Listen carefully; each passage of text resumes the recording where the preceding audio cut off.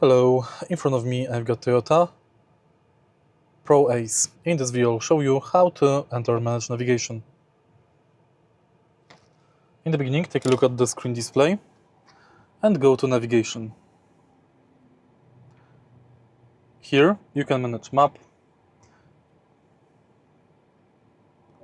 You can aim for your car, change map view, zoom map in or out, or manually select map point. Next, you can go to menu, where you can enter address, check your addresses, navigate to points of interest, search via name, change guidance criteria, manage route, waypoints, and go to settings. In settings, you can enable automatic zoom, change map view, enable building and terrains,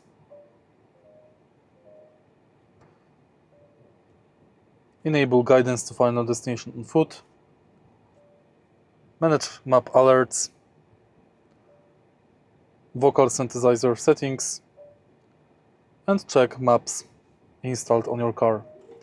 If you find this video helpful, please leave like, comment and subscribe.